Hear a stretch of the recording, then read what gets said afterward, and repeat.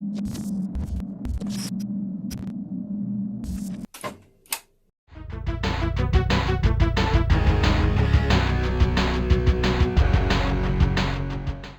you passed an arcade between the mid-90s and early 2000s, you probably saw one of the few different San Francisco Rush arcade machines.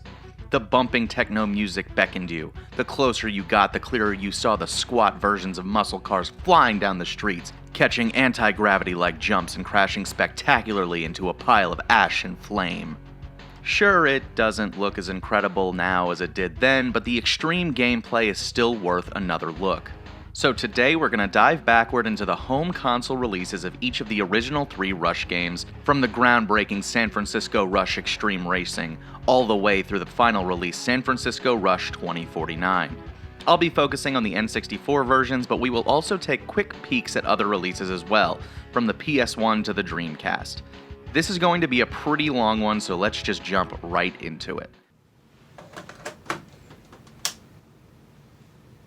San Francisco Rush Extreme Racing was one of the most standout arcade games in my area when I was growing up.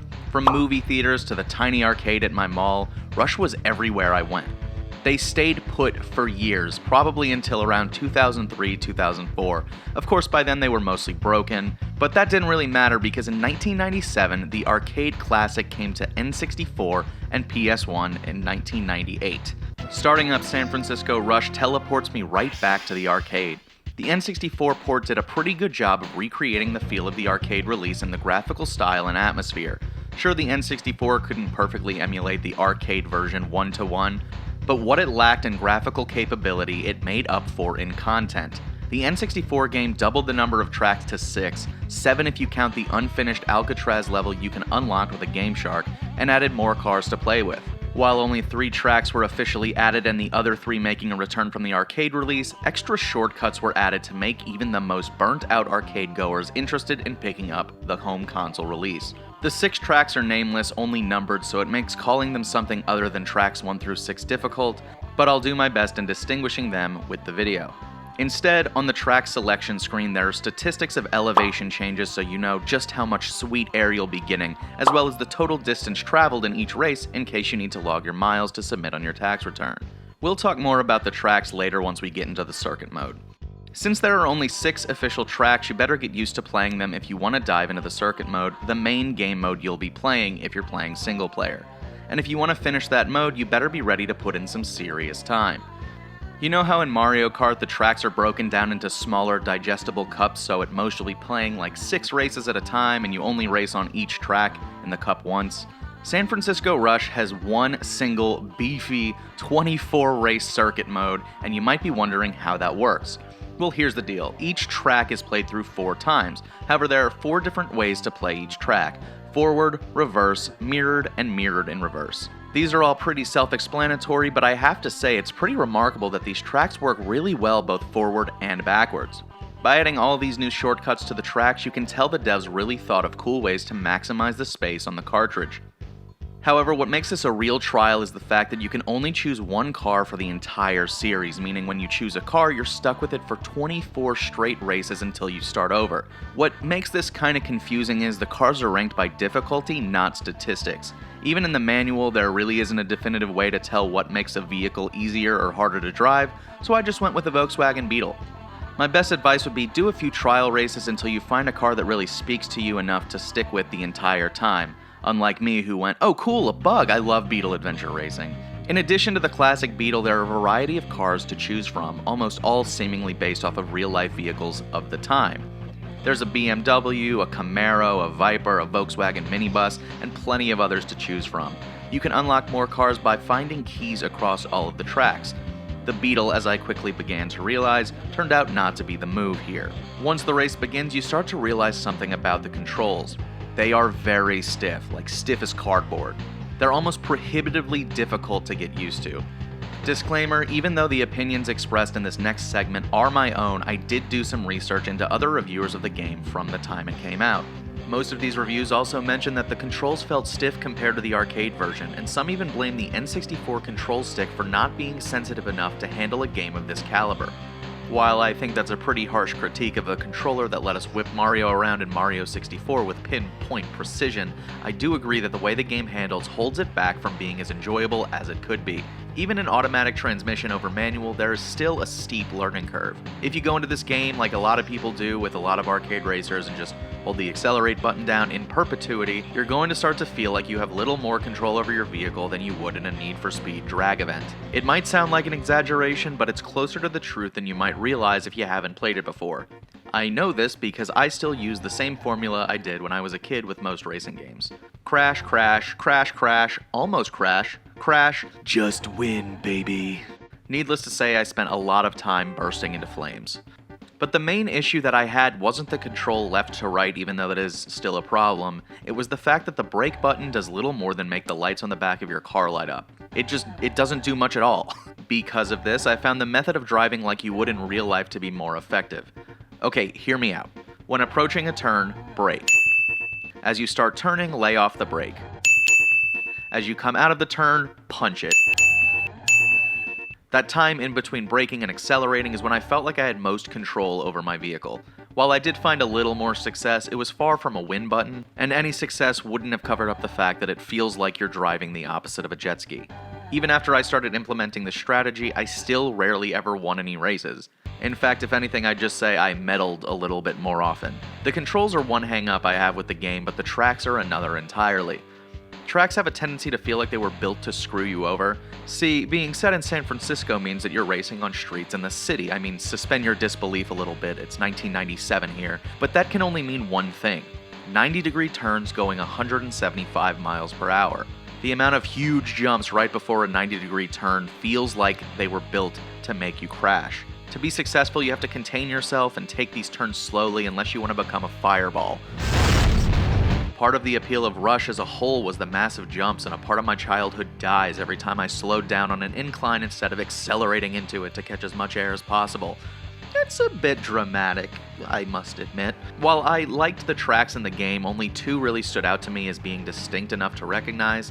Setting the game in a city and layering the tracks on top of each other means you'll be seeing the same textures multiple times, which only compounds in the circuit mode because you play the same 6 tracks over and over again. Only 2 of the tracks really stood out to me as different: tracks 2 and 6.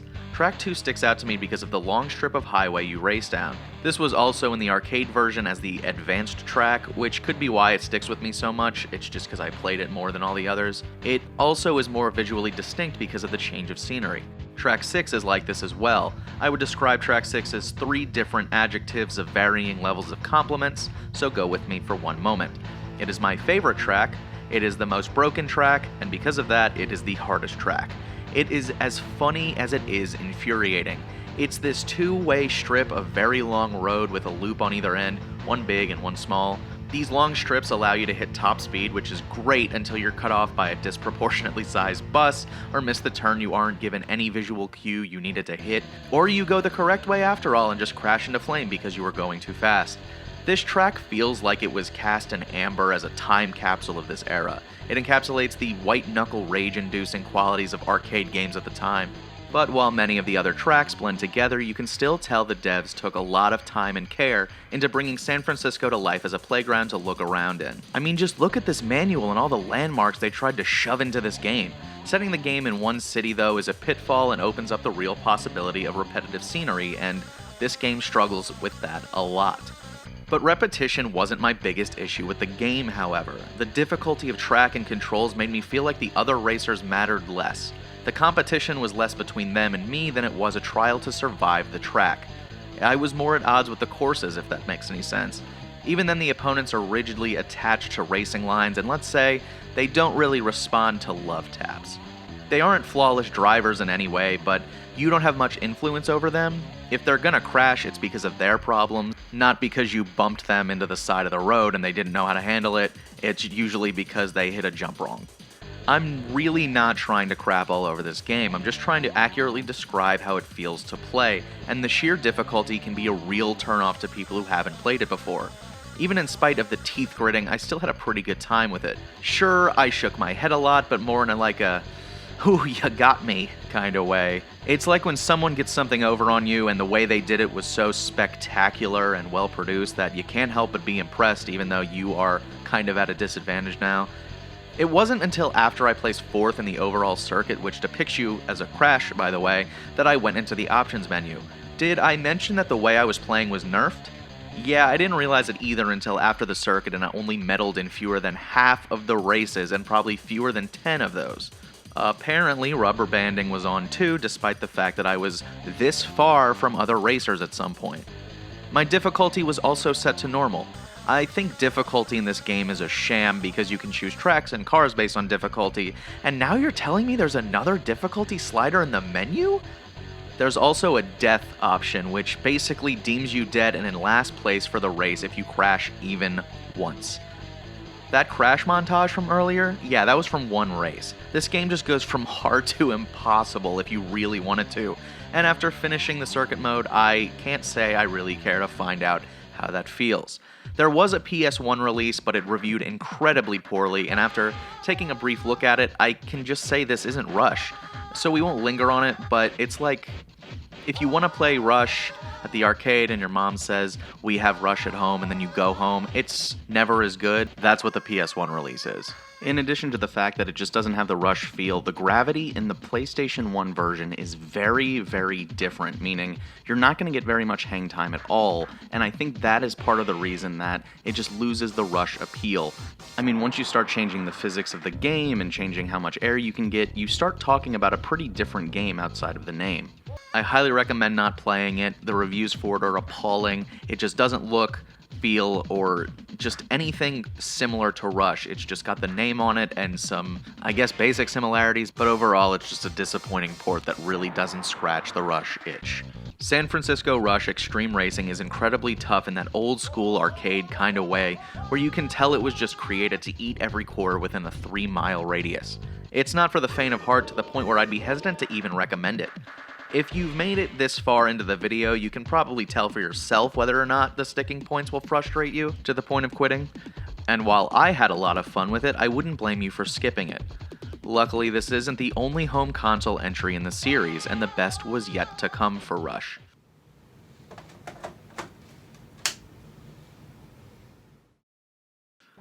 Rush 2 is a drastic improvement over SF Rush in almost every way, and in fact cures almost all of my issues I had with the first game. The tracks are varied and the controls are so much better and more controllable. This probably isn't something you'd notice unless you played it immediately after SF Rush, but the difference is staggering. While I can't really find any information about the development of Rush 2, a part of me imagines that they looked at the criticisms of SF Rush on home consoles, took it to heart, and made adjustments. As it stands, this was the only game in the original series to not have a proper arcade release and was made solely for the N64. That is, if you don't count Rush the Rock as the arcade port of Rush 2, which I really don't. They don't really share the same tracks. But while it appears that this game was built on the foundation of the previous entry, plenty of quality of life tweaks were made. The cars maintain their heft while now granting you a lot more control over your cornering. No more slowing down and accelerating into the turn. You can just gun it. Braking actually matters now too, as it actually works. One of the biggest game changers in Rush 2 is the addition of individual car stats over vehicle difficulty ratings, which to me were too confusing in the last game. There are a lot of cars in this game with even more to be unlocked, so having individual stats makes each of these vehicles feel different from one another. In addition to the original set of vehicles, you now have, among others, a Corvette, a Mustang, and Thumper from Twisted Metal. The stats for each are broken down into differing categories like top speed, acceleration, durability, control, and drifting. Yes, drifting. Some cars genuinely grip the track better than others, and others are more slippery. Additionally, with these stats comes deeper customization on cosmetic and performance levels. You can swap out tires for better control, change the horn that you'll never touch. You have a better handle on how your car will work for you. It almost makes the exotic and prototype cars drivable. Almost. The cosmetic customization lets you swap decals and paint jobs and racing stripes. The car will feel more custom too. It's slightly limited, but it's better than nothing. If anything, your car will feel more like yours rather than you rented it for a little while at the arcade. One of the biggest quality of life changes comes in the circuit mode, where now you can change vehicles in between races. This is great because as opposed to Rush 1 where you're stuck with a certain vehicle for 24 straight races, you can experiment with different cars between races, as well as choose cars that suit the upcoming track. Do you see a lot of straightaways coming up? Choose a car with a high top speed so you can take advantage of all that straight road. Do you have a lot of turns coming up on the next track?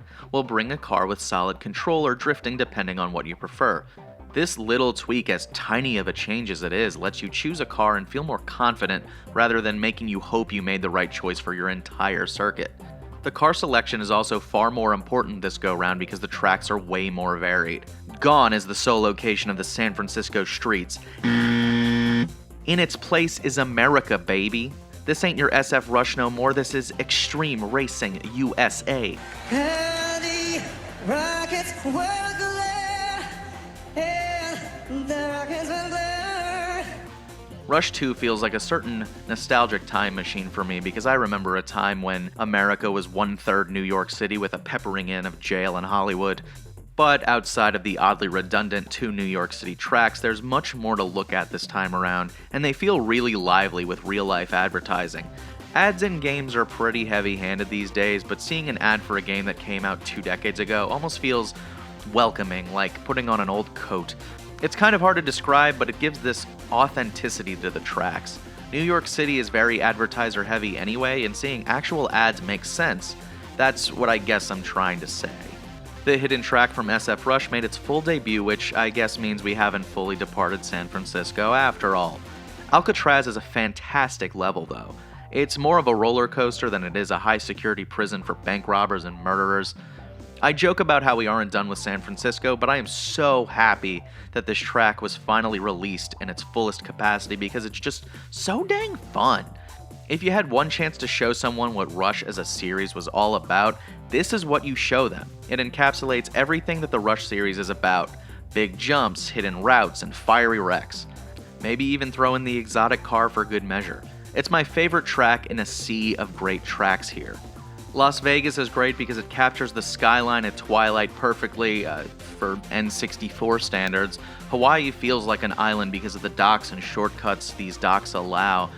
Downtown New York perfectly captures the essence of how much the subway system hates commuters and how this game came out 20 years ago and the underground is nicer looking here than in real life. The Brooklyn Bridge does sort of suffer from the same issue the Golden Gate Bridge in SF Rush did, where it's really cool to drive on until you realize you only see it twice in the entire circuit mode. Much like the last game, you race each track forward, backward, mirrored, and in reverse mirror modes. With 7 tracks, that means, son of a... Just like last game, this is a marathon, not a sprint. However, given that each track is distinct and more collectibles with keys returning and Mountain Dew cans being added, yes, that's real, there's a lot of exploring to do. I cannot stress how much better it is now that you can change vehicles between races because you can swap out cars if you're bored, and overall it just doesn't feel so drawn out. Plus, placing first in the circuit mode unlocks a secret Midway track where you race as miniature cars through the Midway studios. You can also unlock a rocket car for your troubles. On top of a circuit, you can also screw around in the stunt track, a pastime I indulged heavily in as a kid. It's one of the things I remember most about Rush 2, honestly. Well, that and eating a lot of pizza rolls at my friend Alex's house while we played this. The last thing I'll mention is how improved the music is in this one. From the opening intro cinematic all the way through the circuit, the score just seems so much more focused and good. It's subtle, but some of these musical tracks still get stuck in my head after all these years. Rush 2 takes everything you loved about San Francisco Rush and fixes everything you hated, while elevating the series beyond its arcade machine roots. It's so much more fleshed out this time around. There's just so much more of a reason to play this game, and I truly believe that Rush 2 is one of the finest racing games in the N64 library, and as such it's one of my favorite racing games of all time. I absolutely recommend finding a copy on the cheap. They're like $9 I last checked. Find a pal, find some time, and just play it. I'd even go so far to say that if you own an N64, this game is a must-play as it's exclusive to the system and you can't play it anywhere else. It's still very much worth your time. But now onto a game I did not have the pleasure of owning until now. San Francisco Rush 2049 is a bit of uncharted territory for me, so all of these opinions I'm about to express are hot and fresh takes as someone first experiencing it in 2020 rather than returning to it many years after playing originally. While the review will be from the N64 version, we'll also take a brief look at the Dreamcast version as well. So let's get behind the wheel of this bad boy and see how we feel, shall we?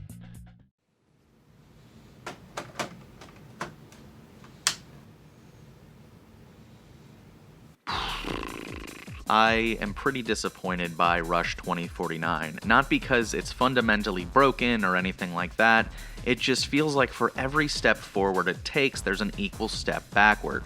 But there is a lot to like about this game, and I don't want that to get lost in the criticism I have of it. I want to give it the credit it deserves because it's still very good and worth your time, and if you said it's your favorite of the three, I wouldn't blame you. It does a lot well. I also would like to point out that the N64 I used has an expansion pack, which is important for reasons I'll get to in just a little bit. Rush 2049 is the biggest departure for the series because it takes San Francisco from the first game and sets it in the future to the point where it's almost unrecognizable in a very, very cool way. It's an idyllic vision of what the future will look like, and while I'm not the biggest sci-fi fan, I really like what they did with the tracks. The appeal to me is that it doesn't go too far over the edge into science fiction territory. I like the idea that in the future we will have bullet trains and also the person who still lives to drive a classic muscle car. There is a lot happening in every track, and not only do the surroundings feel very lively, they're practically bustling. There are trams, planes flying overhead, trolleys, bullet trains, like I said. These tracks feel more lived in than any of the other tracks in any of the other games. One of the downsides is all the tracks go back to being numbered instead of named, which makes it really hard to distinguish between the few, because I can't really blame you for not really knowing what I mean when I say track 1 through 6. But one of the bigger issues I have is, one of the tracks I was looking most forward to was the Alcatraz 2049 level from the arcade release. However, according to an interview with IGN, one of the developers said, and I really recommend reading this interview, there's a lot to learn about it. Basically, there was a time crunch, there wasn't enough time to get it done, they didn't bring the 2049 level over, which I was really bummed about because I was really looking forward to seeing how the track evolved from the first game being the beta release to a full-fledged release in Rush 2, and then seeing the 2049 all done up version for the last game, but it's cut out entirely, and that's a bummer. The track was removed because the developers needed more time to focus on the stunt mode that was refined in this game. They just didn't have time to fully flesh out the track before release. With 4 different stunt tracks added over the Alcatraz track, it's hard to say this was a lazy way out. I think people who like stunt tracks appreciate the variety this time around, and it'll likely be up to preference if you miss the Alcatraz track over wanting the stunt tracks. While it's pretty apparent I wish the track would have made some kind of appearance, I do appreciate the effort put into evolving this really cool feature from Rush 2. But for the tracks that actually did make it into the game, the scope of them is much wider this time around, mainly due to one massive key feature added to the game: wings. That's right, 2049 is the year of the flying car. Cars now have wings that you can deploy once you launch off jumps. These wings let you rotate the car in the air while also increasing the arch of your jump, letting you get even more hang time than before. This also means that there are more places to explore, as well as some shortcuts and hidden areas are only accessible by well-angled jumps and the use of wings. The wings don't actually let you control your car like a plane, meaning your tilting won't steer your car in the air or increase or decrease the altitude. Rather, it just lets you control the spins of your car in the air. But still, this is huge. In past games, you'd hit a jump at an awkward angle and your car would just kind of spin and flip through the air, and you just kind of hold your breath as you hope you don't end in a fiery wreck. But here you can precisely tilt your car to land more properly. It's so much freaking fun to pull off, and while it isn't always the easiest feat to nail, hence this clip where I have no answer to how to land this, it's extremely satisfying when you navigate your car to safety after a terrible jump. It's probably the most fun you can have in an already very fun game. This is also the best looking entry in the series by far, likely due to the fact that it's all made up over everything trying to replicate real life this time around. Car models are also incredibly highly detailed. The classic muscle car has a massive air intake jutting out of the hood, the pickup truck has massive tires, the rocket car shoots literal fire out its ass as you drive. It's great! The circuit mode has finally been fixed as well to be much more digestible because you play in a beginner circuit first, an intermediate second, and so on until you end up playing all the tracks in the game over and over, same as before. But the difference is in the beginner circuit you only start with like 6 or 8 races and then they slowly increase from there, so you're not playing all the tracks 28 times again. To move on from one circuit to the next, you need to make sure to place first through third in the circuit previous. This way the game eases you into the difficulty instead of just throwing you to the sharks right off the bat, because there's still a lot of challenge in the game even in the beginner difficulty. And you're saving yourself a lot of time in the beginning by not committing to a 27 race circuit that you kind of feel lost in halfway through. There's a battle mode added to this game for split screen fun, a ton of unlockable real life supercars to keep you coming back for more and more time again, even though they're not actually named the real supercars, they are very clearly detailed off of others. Each track has 16 coins to collect in order to unlock different cars to use, and if that sounds like a lot, that's because it is. It will take you a very long time to find them all. There really is a ton of content in this game if you want it. All these things make Rush 2049 a great game to play, but there's still a bit that rubbed me the wrong way about it, because it took a lot of the improvements from Rush 2 and just tossed them aside. Rush 2049 came to arcades like San Francisco Rush before it, which means a lot of the brutal arcade difficulty is back. I'm talking the 90-degree turns, a lot of shortcuts that are more trying to screw you over than save you time. In a lot of ways, they feel more like extra difficulty over saving you, because many times I didn't even feel like I gained any ground on other drivers. Too many times they were just net neutral on my times. Not faster, not slower, just harder to accomplish. In a lot of ways, these areas can feel like they just became a place to stash away hidden coins. As much as I liked how much was happening in the game, there were a lot of times where I felt like I couldn't see what was coming in front of me. There is no better example than on this nighttime track where a trolley's coming, and I really can't see it, I promise. It's probably a resolution issue with the N64 and not necessarily the game, but still, I felt like I was saying WTF a whole lot at things that seemingly came out of nowhere. Handling doesn't feel quite as good as before. It's still leagues better than SF Rush, but it just doesn't feel quite as responsive as Rush 2. Races only have 6 total racers as opposed to 8 from the other games, and because of the very high difficulty, you can tend to fall to 6 very easily. Opponent vehicles are killer and you'll be left in the dust pretty quickly if you aren't careful. Where I thought the difficulty of San Francisco Rush made the game endearing because it was trying to be as faithful as possible to the arcade game, it's a hindrance here.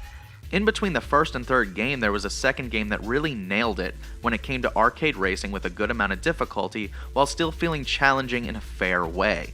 Where Rush 2 feels like it learned a lot, Rush 2049 feels like it forgot a lot of these lessons as it needed to be an arcade cabinet first and a console game second. To me, after playing 2, it's hard to just dive into this one because you expect it to be similar, and it isn't. If you went from SF Rush to 2049, it probably isn't as prohibitively difficult because you're used to it.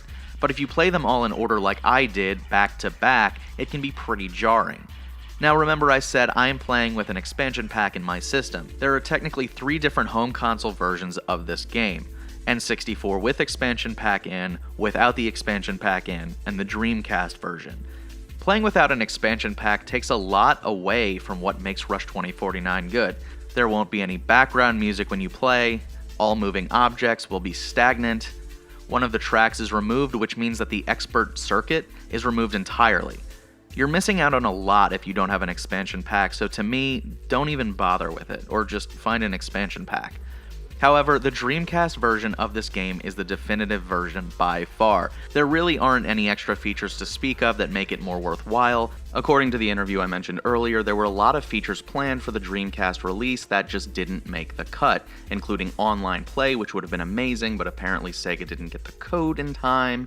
An idea was kicked around that they were going to add every single Rush track to the game. That would have been really cool. And as I mentioned earlier, Alcatraz was cut entirely, but that wasn't exclusive to the Dreamcast game. But the game just runs in a superior way thanks to a better resolution and frame rate. The only downside to this version is the very odd limited vehicle customization options you have, where you can only control the color of the car and that's it. But the frame rate and graphical fidelity make this version the easy choice because my issue of being unable to see what's coming is fixed widely for the most part. The game is also just buttery smooth here, and it's just a much better experience, and this is coming from someone who usually doesn't care about these things. It's just so dramatically better. That said, this doesn't really mean that the N64 version isn't worth playing, it's just not as smooth. So just take my word, I'm not saying to go buy a Dreamcast just to play Rush 2049, but if you can play it there, you should. Your eyes will thank you. After playing all 3 games, I felt an obvious hierarchy started to form. Rush 2 was in the lead, Rush 2049 was coming up second, and in a distant third place was San Francisco Rush Extreme Racing. Of all the games, I think you should probably either start with Rush 2 or 2049, as SF Rush is probably the toughest to go back to for the difficulty and cardboard stiff handling. But no matter which one you play, the series will always be considered a classic in my eyes. It was a staple in every arcade around me, and I did my best to play every chance I could when I found a cabinet. But the Rush story doesn't end here. There was one final entry in the series which came out years after the original 3, and it's nothing like you'd expect. But that's a story for next time on Under 10 Hours.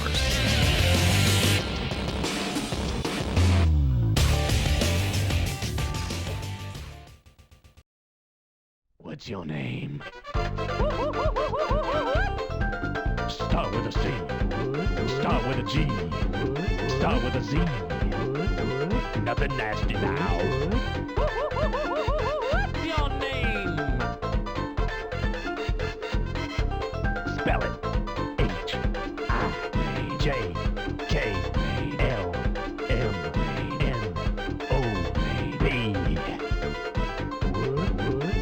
That's how you spell it. What's your name? What's your name? That's your name. It's dangerous!